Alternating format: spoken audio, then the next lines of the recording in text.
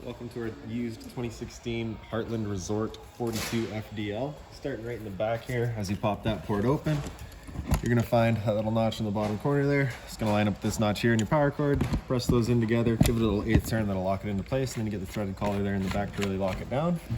Following the cord back, you're gonna find a standard 30 amp end there. Most campsites will have that. You can plug straight on in and you're good to go. We do also provide you with a 15 amp adapter, so if you're looking to plug in at home, you've got the power to do so. Also in the back corner there, right beside that inlet, is your cable and satellite inlet. So as you pop that open, you're just going to plug a coax cable into there, and that'll fire up at your TV location. Down in the bottom corner here, as well as in each corner of the trailer, you're going to find these stabilizer jacks. What they're going to do is they're just going to come down, contact the ground, give it another turn or so, just firm it up, and it'll just get rid of any sort of bounce or sway that you see you got in the unit right now, just to keep things out firm while you're out camping. Straight up from there, you're going to find a storage compartment. Just has a little finger latch up on the top there, holds it open for you. Kind of in the back, you're going to find your sewer hose. So on that sewer hose, you'll notice it's got these two ears and the adapter here, so I'll be hooking it up to your sewer system. And then the hose itself, once fully extended, is about 20 feet long.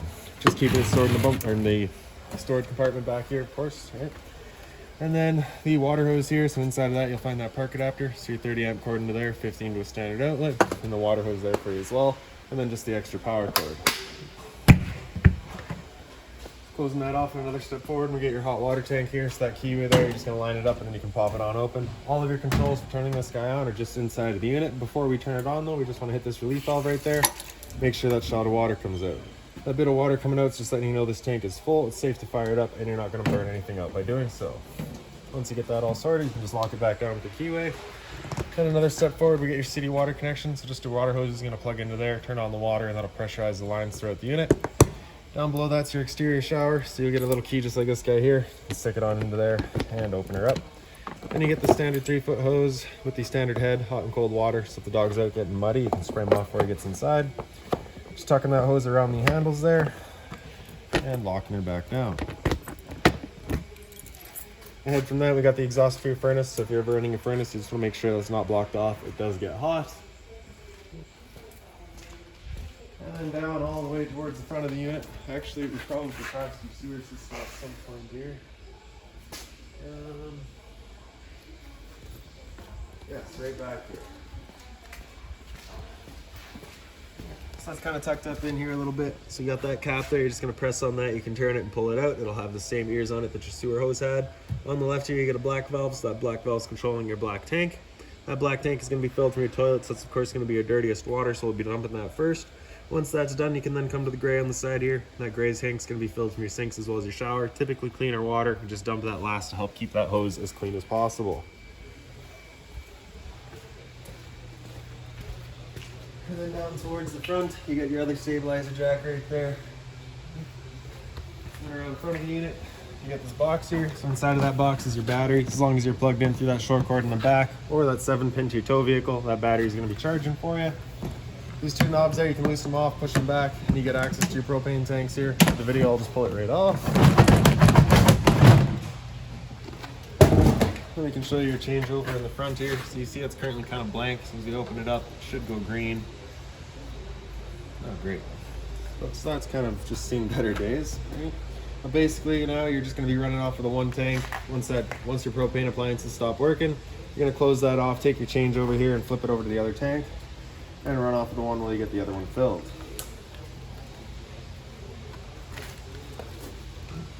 Standard tongue jack up front, one way's up, the other way's down.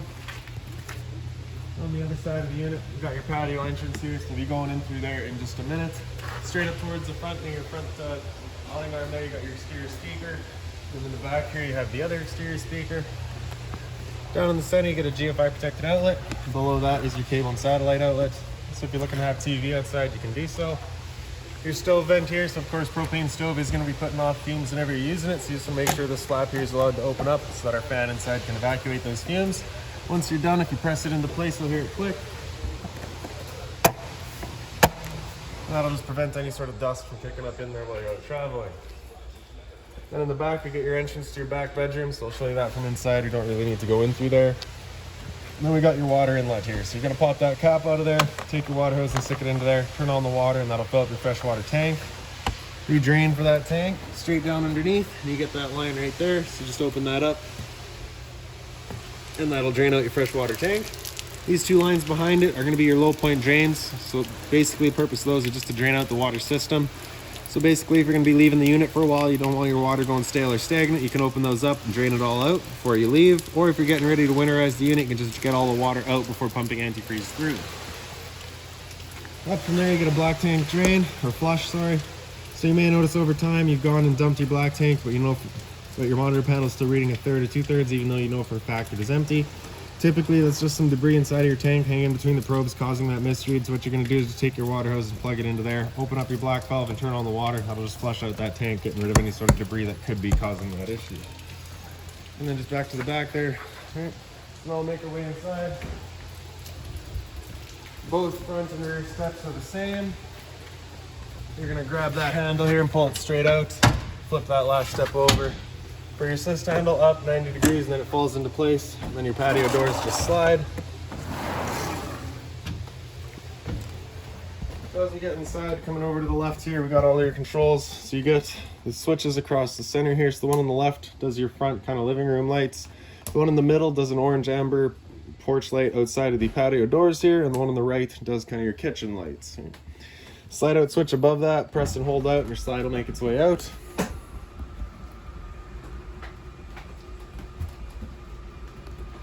Once that slide's fully extended, we're going to hear some clicks from the motors letting us know they've reached their stall. Once you hear that, you stop.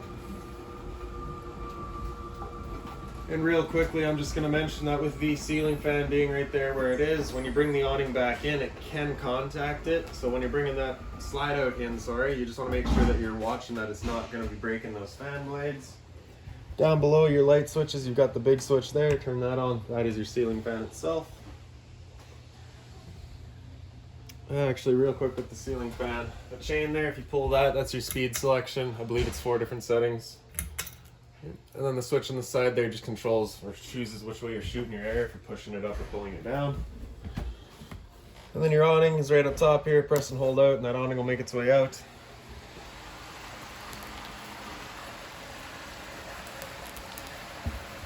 And once that awning's fully extended, we're going to see a little white flap come down as well as the gray of the metal tube. Once you see that, you stop. Click here to continue extending. It can actually wind itself up backwards, in which case the fabric will be underneath the tube, allowing it to then hold water. So there's a flap there. It's just a little bit sticky. So just bring it back a bit, and it should come down. There we go. So then you see the tube, and we'll stop right there. Now if it were to start raining, it's of course going to hold some water anyways. So what you're going to do is you're going to grab kind of either arm and, well, kind of tough to see them or point them out today, but if you're coming to the back side here, you can see you got that little push pin right on the side. You're just going to depress that, and then you can kind of extend the arm out. And what that'll do is it'll allow the head of the awning to then change its pitch. It'll bring the one arm up or the one arm down, and just allow water to then run off. If you like that angle better, because it will hold it out on a further out angle, just to give you more shade, you can do so. Before you bring it back in, you just want to make sure that they're back where they're currently at. Then we'll press and hold in, and that awning will make its way back in.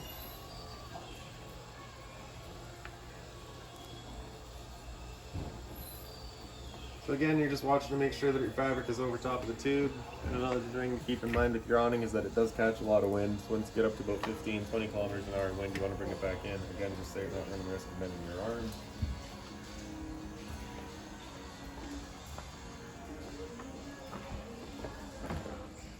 There we go. So lastly over here is just kind of the power outlet for the kitchen area. Then we'll make our way forward here, actually come into the entertainment area. So you get kind of your storage on either side, as well as up top. TV backer here, so it'd be mounted right there. Antenna outlet for right in the center there. Red button there turns on that light, letting you know the antenna's now turned on. And then your cable and satellite outlet below it. Power outlet there as well, of course. Down below, you're going to find AV cables. Those are hooked right into the stereo, so you can get surround sound out of your TV. Right back here, you're also going to find a power outlet. Remote there for the stereo, and remote here is for the fireplace. The stereo itself is pretty straightforward. It is all kind of set up, ready to go. Down below that, we get your fireplace. The power button on the right there, you're just going to press that to turn it on. Center right, you've got your flame intensity. Center left, sorry, you have your temp, so you get low, high, and then you can get into the selection of just auto, in which case it then goes to either 70. You can kind of just select your temperature there, right? Just wait, give it a second until that number disappears, then you can press it again. and that'll turn it off. Then you can hit your timer there on the left side, and 30 minutes up to 9 hours. Power button, turn it back off. Storage to either side. Then kind of straight up in there, you got your antenna. So you got this handle here, you're gonna kind of just turn it. That'll bring the antenna up. Once it's up all the way, it'll just kind of stop in place. Just like that. And then you can pull down this guy here, turn it around, look for your best signal. Wherever you find it, you can just leave it there. Before you go traveling though, you just want to make sure those two arrows are both lined up. Just ensures that the channel that it sits in is going to be lined up properly, and then you can bring it back down. I am 6'3" and I'm kind of on my tippy toes to do this, so if you need to get yourself a stool, that might be a good idea. TV there, the previous owners left, so we just left that in here for you as well. All the blinds up front here are just on a tension system, so they just sit where you leave them. Couch here folds out, get rid of the back cushions. Take the base of it and lift it up. Fold those two legs out, and then up and out. Set it down, and that back piece just is on hinges, just folds down. Then when you're done, just folding it back up. Pick up the foot and fold the legs in half and then into place. Then just lay your back cushions back in.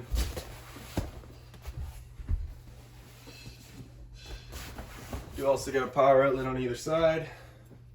Then you've got your recliner here, light switch right beside it, does the lights across the top there. The storage space back here as well. And then on this side, we've also got all of your owner's manuals. All of that's just right there. Emergency exit here is signified by the red latches. You just be pulling those up, the window will swing out and you can hop on out. The recliners just have these pull on the outsides on either side. More storage across here, power outlet there, and a bit more down below. And then in the dinette, you get your light up top, just on its own side push button, straightforward. In the kitchen, you get your storage up top. Accessible from right here as well. Light right above the sink, and then hot and cold water at your sink, of course. You get the one cover there.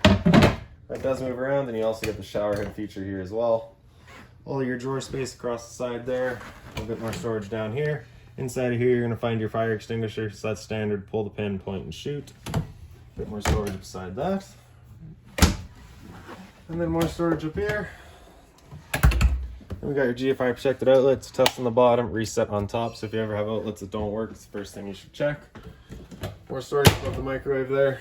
The microwave itself is pretty standard, just like home. Below that's your range vents, you get the light as well as the fan. So this is that fan that you want turned on with that flap outside opened up. Take your stove and turn it over to light, hit it with the sparker, and there she goes. So I'll also just mention real quick that the first time you go to use your propane system, especially if you've been away from the unit for a while, it can take a minute just to fire everything up because it'll have to clear some air to the propane lines. That's perfectly normal. For the oven, you're going to open it up, turn it over to pilot, and grab a lighter, and then reach in the back there. See that pilot light gets going. Once you get it going, you just want to hold the knob in for another couple of seconds, and you can release and the flame will hold itself. Turn up to your desired temperature, and she fires right up. Once we're done, if we turn it down just to pilot, it'll hold just the pilot light for you. But if you're traveling or leaving the unit for a while, you just want to make sure that's right off. Down below is again a bit more storage. On your household fridge, so this is 120 volts only. You do need to be plugged in for it to be working.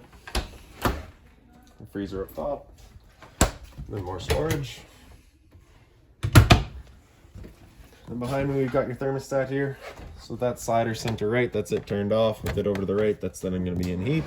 Select your temperature, and that'll turn on the furnace. If you're running your furnace, you want to leave your fan just in high auto there. Really, you want to leave your fan just in high auto all the time, since in that case it'll choose what's most appropriate, unless of course you're running just the fan, in which case you can select your low or high. So with that furnace running, it's moving its air through all the floor registers. And once you're done, just slide it to off and that'll turn it off. It'll run for another minute just to cool itself off, and then it'll shut down. Center left, you get your fan, so that's where you can select your low or high. It'll turn on the air conditioning fan and just move some air around. All the way over to the left, select your temperature, and that'll turn on the air conditioner with the cooling. With that AC going, you basically got two different options. You can have these two louvers there closed, in which case we're using all of our ceiling ducting to move the air. or you can open them up and it just dumps all of its air into the living room here. So when you first get out to your campsite, you want to open those up, cool off this air as quickly as possible, and then you can close them off and start moving the air throughout. Slide it back to center off and that'll turn everything off. Down from there and just around the corner, we've got your LP detectors, propane saving the air to sit on the floor. Those guys detect it and start going off just like a smoke detector would. On either side of this corner here, you do have kind of the return air grills, so that's just for your furnace. And then some pantry space here. Straight up from there, you're going to find a CO2 detector as well as a smoke detector. Right. So there's your carbon monoxide, and there's your fire. We're now into the bathroom. So your light switch is just up on the wall back here. So the one on the right does your light storage compartment back here, actually. Right. So that's the light switch on the right. If you're looking to access your hot water tank for winterization, once it comes time, you got 4 screws in this panel here. You can pull those out and get access to that hot water tank. Up from those switches, you get these 2 switches there. That's going to be for your roof vent, so you can press and hold open, and that vent will open itself up. Then the switch beside it, turn that on, turns on the fan.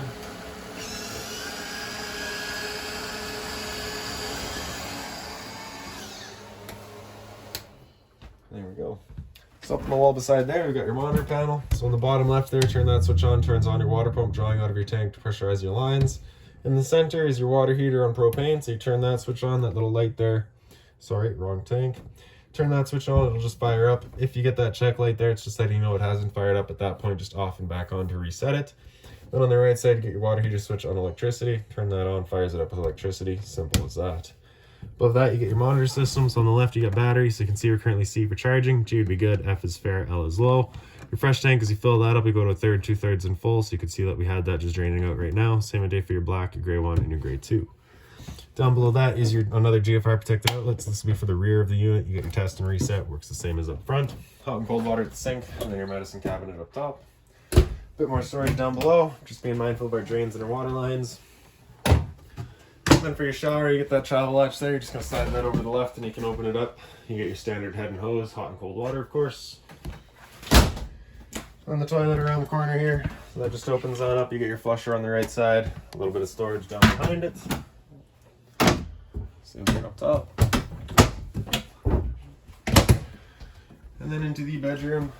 So back here, up on the wall, we get your switches. The switch on the right does your light there. The one on the left does your porch light outside. Slide out switch in the back here, press and hold, makes its way out. Same idea as up front. Once it's out all the way, it'll make some clicks. And also when you're bringing it back in, just watching your ceiling fan.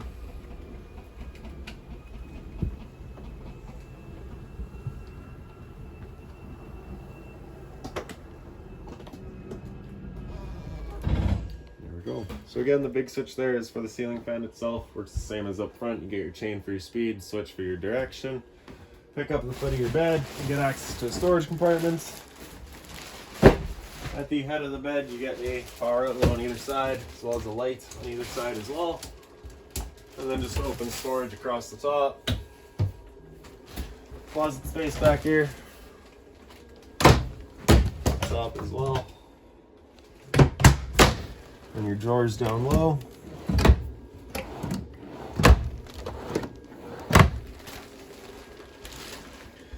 More drawer space here. And then around the corner is your converter. So press the top and center and she opens that up. Get all of your breakers across the top. Whenever a breaker breaks, it's going to sit in the middle, so just turn it off and back on to reset it. And on the right side, we get all of your fuses. And then lastly, I guess, is just that rear entrance. So we showed you that outside, just simply lets you on out. And then you get your TV backer back here, power outlet for it, cable and satellite outlet for it. And simple as that. So if you've got any other questions on the unit, please feel free to give us a call, 204-237-7272.